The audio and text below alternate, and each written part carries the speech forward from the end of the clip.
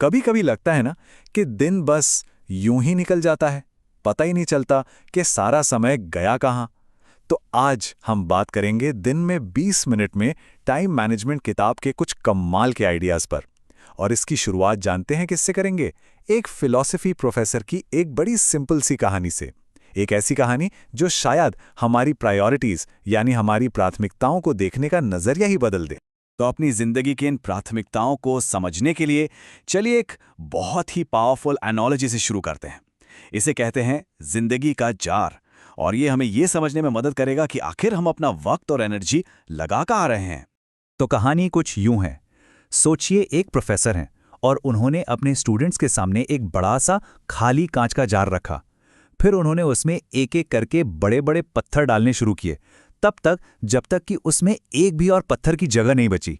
फिर उन्होंने स्टूडेंट से पूछा, तो बताओ क्या ये जार भर गया है? सबने एक आवाज में कहा, हाँ बिल्कुल भर गया है। लेकिन कहानी यहां खत्म नहीं होती। प्रोफेसर ने इसके बाद छोटे छोटे कंकरों का एक डिब्बा उठाया और उसे भी जार में डाल दिया। उन्होंने जार को हल्का सा हिलाया तो वो कंकर पत्थरों के बीच की खाली जगह में जाकर बैठ गए। प्रोफेसर ने फिर से पूछा, और अब क्या अब ये जार भरा हुआ है? स्टूडेंट्स को लगा हाँ अब तो पक्का भर गया। उन्होंने फिर से हाँ में जवाब दिया। लेकिन प्रोफेसर यहीं नहीं रुके। उन्होंने अब एक रेत का डिब्बा उठाया और उसे भी जार में उड़ेल दिया, और वो रेत बची कुची हर छोटी से छोटी जगह में समा गई। तब प्रोफेसर ने समझाया कि ये जार दरअसल हमारी जिंदगी की तरह है। ये जो बड़े पत्थर हैं ये हमारी जिंदगी की सबसे जरूरी चीजें हैं, जैसे कि हमारी फैमिली, हमारी हेल्थ, हमारे रिश्ते। और जो कंकर है वो हैं दूसरी जरूरी चीजें, जैसे हमारा काम, हमारा घर। और रेत है वो सारी छोटी छोटी मामूली चीजें। और इस कहानी का सबसे बड़ा सबक पता है क्या है? वो ये है कि अगर जार को पहले रेत से भर दिया जाता तो उन बड़े पत्थरों के लिए कभी जगह ही नहीं बचती। तो यहाँ पे सवाल ये उठता है कि हम ये कैसे पता लगाएं कि हमारी अपनी जिंदगी के जार में वो कौन सी रेत है जो उन जरूरी पत्थरों की जगह खा रही हैं। चलिए अपने टाइम के इन चोरों को जरा ढूंढते हैं। इसके लिए सबसे पहला और जरूरी कदम है टाइम लॉग टेक्निक का इस्तेमाल करना। अब ये क्या है? इसका सीधा सा मतलब है कि कुछ दिनों के लिए हम जो भी करते हैं उसे लिखकर ट्रैक करें। इससे ना एक बड़ी ईमानदार तस्वीर सामने आती है कि हमारे दिन के घंटे आखिर सच में जा कहाँ रहे हैं।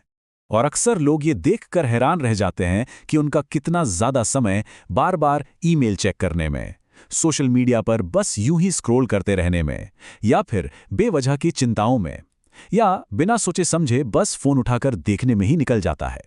तो एक बार ये पता चल जाए कि वक्त बर्बाद कहाँ हो रहा है तो जाहिर है अगला कदम होगा उसे वापस पाना। और ये किताब इसके लिए एक बहुत ही सिंपल 20 मिनट का सिस्टम बताती है, जो कि बदलाव लाने के लिए एक तरह से एक फ्रेमवर्क का काम करता है। असल में ये सिस्टम है क्या? ये सिंपल स्ट्रैटेजीज और असरदार टूल्स पर बना हुआ एक पर्सनल गाइड है जो किसी की भी मदद कर सकता है कम समय में ज्यादा प्रोडक्टिव बनने में और डिजिटल टूल्स का बेहतर इस्तेमाल करने में। हाँ, एक बात याद रखना जरूरी है। देखिए, नई आदतें बनाना शुरू में थोड़ा मुश्किल लग सकता है, थोड़ा अनकंफर्टेबल हो सकता है, लेकिन अगर लगातार कोशिश की जाए तो बड़े बदलाव आ सकते हैं। कंसिस्टेंसी ही यहां पर सब कुछ है। तो सवाल ये है कि ये 20 मिनट का सिस्टम आखिर काम कैसे करता है? इसका एक बहुत ही जरूरी हिस्सा है हमारी रोज की साधारण सी टू डू लिस्ट को 5 सिंपल स्टेप्स के साथ एक पावरफुल प्रोडक्टिविटी टूल में बदल देना। और ये प्रोसेस काफी आसान है। देखिए, सबसे पहले तो दिमाग में जो भी काम है सबको एक जगह लिख डालिए। फिर उनमें से ये तय कीजिए कि आज क्या करना सबसे जरूरी है और क्या बाद में भी किया जा सकता है। इसके बाद हर काम के लिए एक टाइम लिमिट सेट कीजिए, और आखिर में जो सबसे जरूरी काम है उन्हें अपने कैलेंडर या टाइम लॉग में जगह दीजिए। चलिए अब एक ऐसे आइडिया की बात करते हैं जो शायद सुनने में थोड़ा उल्टा लगे। क्या हो अगर प्रोडक्टिविटी बढ़ाने का मतलब ज्यादा काम करना हो ही ना, बल्कि कुछ काम कम करना हो? जी हाँ, यहां बात हो रही है एक स्टॉप डूइंग लिस्ट बनाने की। मतलब एक ऐसी लिस्ट बनाना जिसमें हम जानबूझकर उन कामों और आदतों को लिखें जिन्हें हमें छोड़ना है, जो जरूरी नहीं है। और इस लिस्ट में क्या क्या हो सकता है? इसमें हो सकता है हर नोटिफिकेशन पर तुरंत रिएक्ट करना बंद करना, या फिर ऑनलाइन नेगेटिव कमेंट्स पढ़ना बंद करना, बिना किसी मकसद के बस स्क्रॉल करते जाना, या उन चीजों की चिंता करना जो हमारे कंट्रोल में ही नहीं है।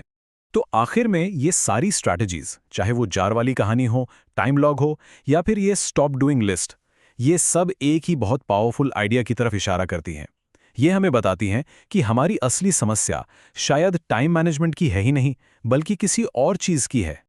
और वो कुंजी है ये समझना कि मल्टीटास्किंग एक मिथक है, एक धोखा है, ये काम नहीं करता। असली प्रोग्रेस तब होती है जब हम एक समय में सिर्फ एक काम पर बिना किसी भटकाव के पूरा ध्यान लगाते हैं। और ये फोकस सिर्फ बड़े कामों में ही नहीं, बल्कि हमारी रोज की बातचीत में भी लाया जा सकता है। जैसे कि ईमेल के लिए एक सिंपल फॉर्मूला इस्तेमाल करना, जिसमें एक्शन, सब्जेक्ट मैटर और टाइम लिमिट सब कुछ साफ साफ लिखा हो। तो इस पूरी बातचीत का जो सबसे जरूरी सार है वो ये है कि असल में लोगों को टाइम मैनेजमेंट की प्रॉब्लम नहीं है, उन्हें फोकस मैनेजमेंट की प्रॉब्लम है। असली चुनौती घड़ी को कंट्रोल करना नहीं, बल्कि अपने ध्यान को, अपने फोकस को मैनेज करना है। और ये बात हमें वापस उसी जार वाली कहानी पर ले आती है। तो सोचने वाली बात और खुद से पूछने वाला सवाल बस यही है कि अपनी जिंदगी में ऐसी कौन सी रेत है जिसे हटाकर उन सबसे जरूरी पत्थरों के लिए ज्यादा जगह बनाई जा सकती है।